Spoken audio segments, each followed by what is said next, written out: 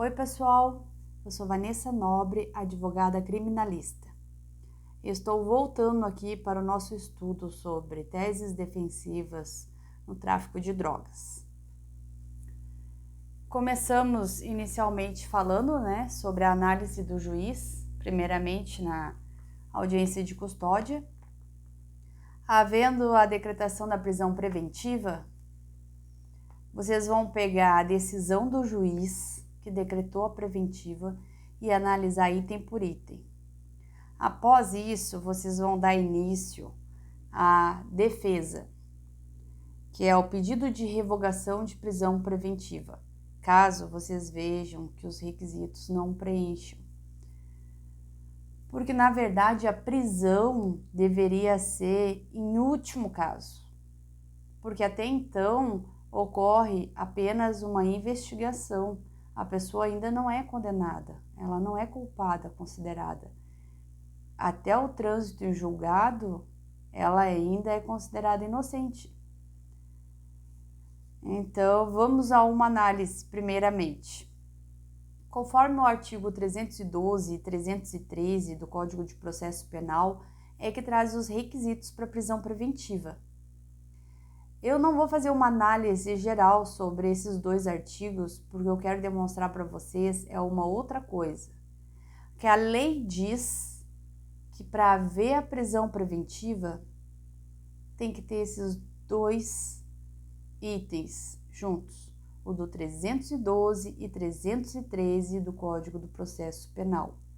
Ou seja, o juiz só pode decretar a prisão preventiva caso o crime seja doloso, com uma pena máxima que seja superior a 4 anos, ou que o indivíduo já tenha sido condenado por algum outro crime doloso anteriormente, se o crime envolver violência doméstica, familiar, adolescente, idoso, etc, etc, etc.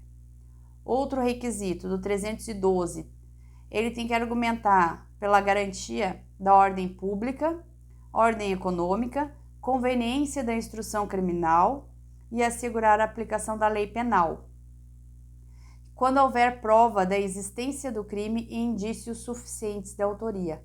Bom, é isso aí, o juiz só pode decretar a prisão preventiva baseado nesses itens.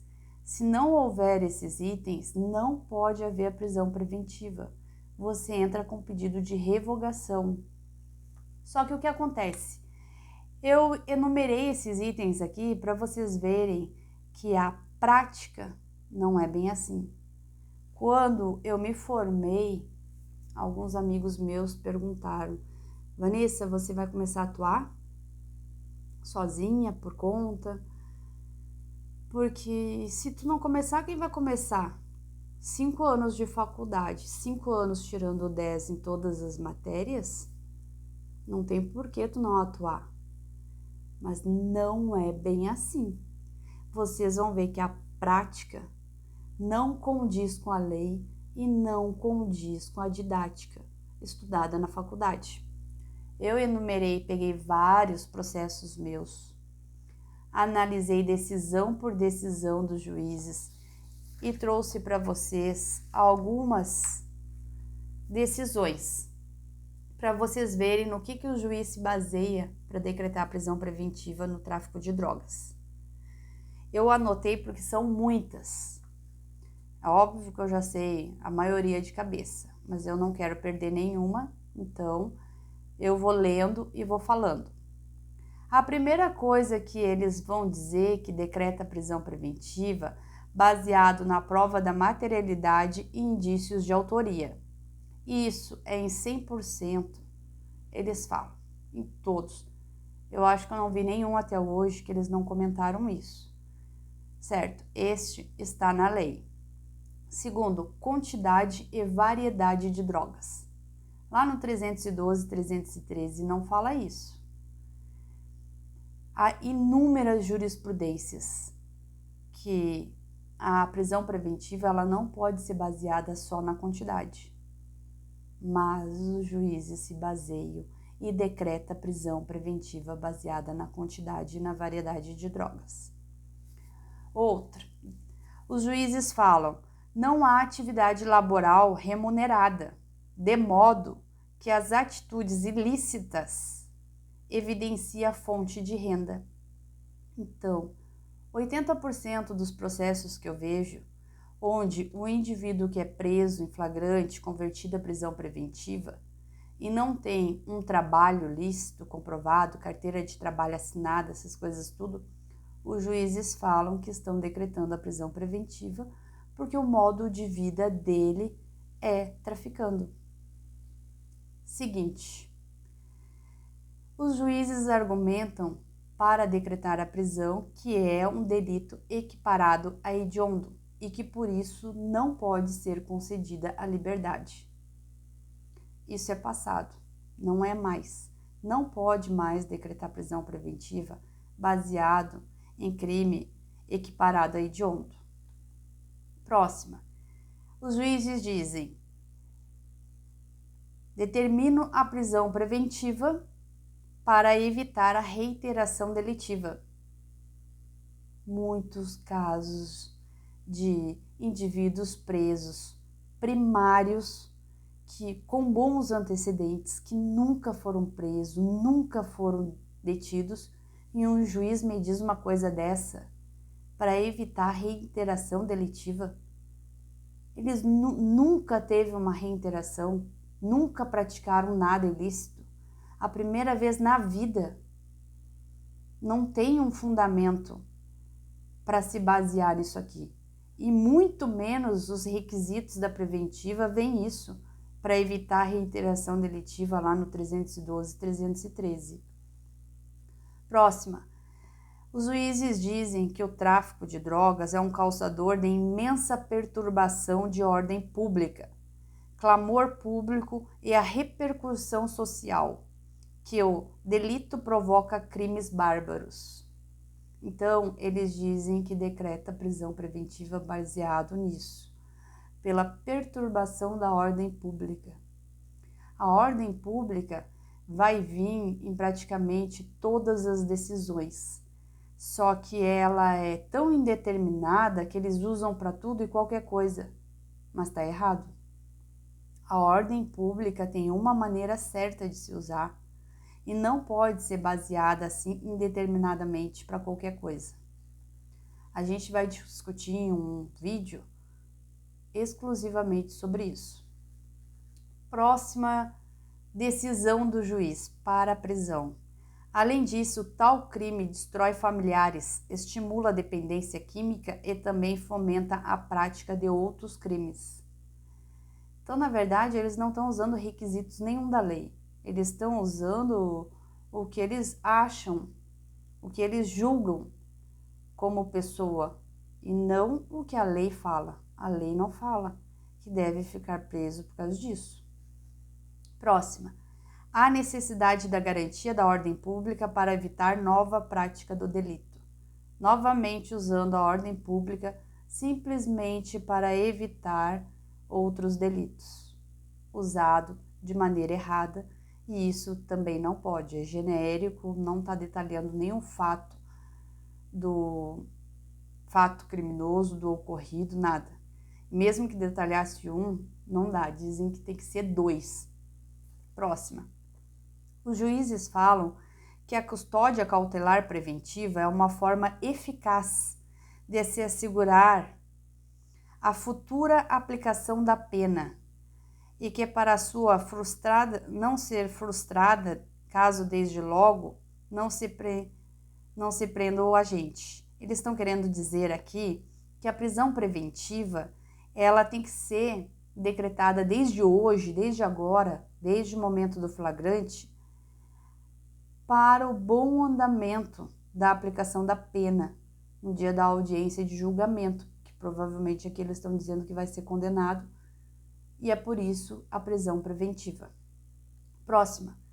Tratando-se de acusação que demanda reconhecimento pessoal em audiência, mais uma vez se impõe a custódia para a garantia da instrução.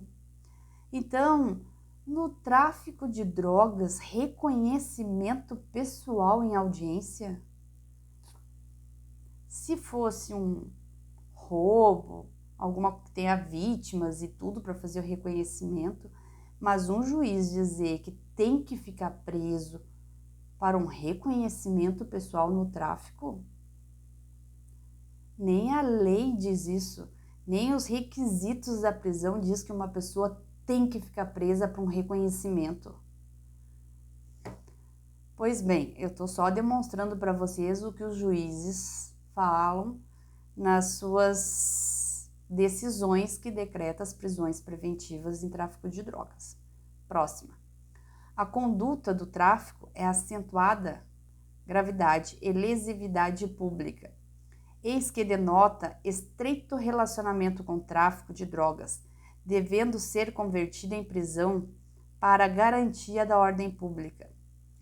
Então, aqui eles falam mais uma vez que o crime é grave e por isso tem que permanecer preso. A gravidade já está no tipo penal. Tu não pode usar a gravidade assim, abstratamente, genericamente, para manter uma prisão. Próxima. Olha o que eles falam. Se colocado em liberdade neste momento, de maneira precoce, geraria presumível retorno às vias delitivas, meio de sustento, denotando que a cautela é necessária. Essa decisão eu vi em inúmeras decretações de prisão, principalmente para indivíduos primário que nunca cometeu um ato ilícito, que nunca foi preso.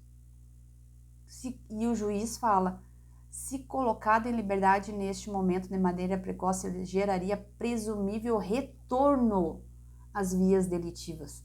Então o juiz está falando que ele vai retornar, por isso tem que ficar preso. Como que tu fala que uma pessoa primária, que tu não tem um antecedente nenhum, zero, vai voltar a traficar? Como que tu pode afirmar isso para manter uma prisão preventiva? É um absurdo. Próxima. Conduta acentuada gravidade. A gravidade eles alegam muito. Já faz parte do tipo penal, eles não podem alegar simplesmente uma gravidade genérica. Próxima. No tocante à reincidência, é circunstância impeditiva que cumpre prevenir a reprodução de novos delitos. Nos termos do artigo 310, parágrafo 2º do Código de Processo Penal, a reincidência, pela nova lei, do pacote anticrime, ela realmente impede que o indivíduo responda ao processo em liberdade. Tá na lei, só que eu não concordo com essa lei. Eu sou contra essa lei. Por quê? Um exemplo. Eu tive um cliente que ele era usuário, foi preso, respondeu o processo e foi condenado há alguns anos. Isso foi em 2017. Aí ele foi solto. Respondeu em liberdade, regime aberto, tá? 2017 aí não aconteceu mais nada, 2018 mais nada, 2019 mais nada, e 2020 ele foi preso novamente, porque ele estava com os amigos fumando e no local havia drogas. Ele foi preso, teve o pedido de revogação negado, teve habeas corpus para o Tribunal de São Paulo negado, habeas corpus para Brasília negado. Por causa da pandemia, ele permaneceu mais de 8 meses, eu não lembro quanto tempo agora, mas foi mais de 8 meses preso, em regime fechado, num dos piores lugares de São Paulo, onde na época saiu na mídia várias reportagens até de um dos indivíduos lá preso, dentro da cela, que foi morto e tudo, e que não avisaram familiares, aconteceu muita coisa. E esse meu cliente estava preso lá, aguardando a audiência, simplesmente porque em 2017 ele havia sido condenado. Chegou à audiência e a acusação era por meio quilo de drogas, e alguns tipos. Eu demonstrei todas as provas que eu tinha. Ele teve a absolvição e foi solto. Foi totalmente absolvido. E ele permaneceu 8 meses preso em regime fechado por causa de uma sentença de 2017. Então, por causa daquilo de anos atrás, ele pagou hoje, sendo inocente, conseguindo sua absolvição. Por isso que eu não concordo com essa lei. Próxima. Os juízes argumentam que tem que ficar preso para evitar reiteração delitiva. Novamente, é porque eu olhei vários processos. Em casos de primário, ó. Primário, reiteração, nem existe isso. Reiteração delitiva em primário. Os juízes não podiam nem ter falado isso. Bom, próxima. Pela falta de comprovação de endereço fixo. Não é nenhum requisito da lei manter preso por causa da falta de comprovação de endereço. Mas isso é em todos os processos quase. Infelizmente. Pela falta de atividade laboral, isso eu já comentei, né? Que os juízes argumentam que se não tem uma atividade, um trabalho lícito comprovado, é porque vive do tráfico. Isso é em muitos casos. E eles colocam o que eles acham, o que eles pensam. Eles não colocam nada da lei para justificar uma prisão. Próximo. O crime em análise, em tese praticado pelo investigado, possui a pena privativa de liberdade máxima superior a 4 anos. Tudo bem. Isso aqui sim está na lei. E isso aqui sim o juiz pode levar em conta. Mas também tem que considerar que se for primário, for pouca quantidade de drogas, pouca variedade, com trabalho fixo, provavelmente ele vai ser concedido o tráfico privilegiado, a pena reduzida, vai ser solto. Então, não teria por que argumentar isso por uma prisão preventiva. Outra coisa que aconteceu foi de um cliente meu que respondeu o processo preso até a audiência. Após a audiência e a condenação, a gente obteve uma pena muito pequena, mas a gente recorreu por outros motivos e mesmo assim, após a condenação, eu fiz o pedido de liberdade novamente. E olha o que o juiz disse na audiência, pós-condenação. Observa ademais que para fins de ressocialização, tal determinação é mais favorável permanecer preso para os réus, já que se evitará a situação de soltos agora virem a ter que reconstruir suas vidas prejudicadas pelo regresso ao cárcere quando do trânsito em julgado. Então aqui o juiz já está dizendo que é melhor para a ressocialização dele permanecer preso, porque se ele for solto vai reconstituir a vida e quando tiver o trânsito em julgado vai ser condenado e vai ter que voltar à prisão. Então, ressocialização na prisão que a gente tem hoje em dia não existe. Muito menos manter uma pessoa que nem tem trânsito em julgado preso e ver uma justificativa dessas é um absurdo. Então eu trouxe para vocês algumas justificativas que eu anotei de alguns processos para mostrar para vocês que o que a gente aprende na faculdade não é a prática. A faculdade é uma coisa, a didática é uma coisa e a lei é uma coisa. O meu primeiro processo, quando eu peguei isso e me deparei com isso, eu vi que nada do que eu aprendi estava nas justificativas que determinava a prisão preventiva. Completamente ao contrário. Por isso, a necessidade de buscar novos conhecimentos da prática realmente. Você que está iniciando, busque saber como é realmente a prática para poder se desempenhar suas defesas e tudo mais. Nosso vídeo de hoje era para isso, só para demonstrar como que os juízes fundamentam a prisão preventiva no tráfico de drogas. Siga no canal, se inscreva, clique no sininho para receber os novos vídeos, porque a gente vai argumentar tema por tema, vai discutir várias teses de defesa para vocês colocarem na defesa de vocês e irem aprendendo uma a uma. Até mais!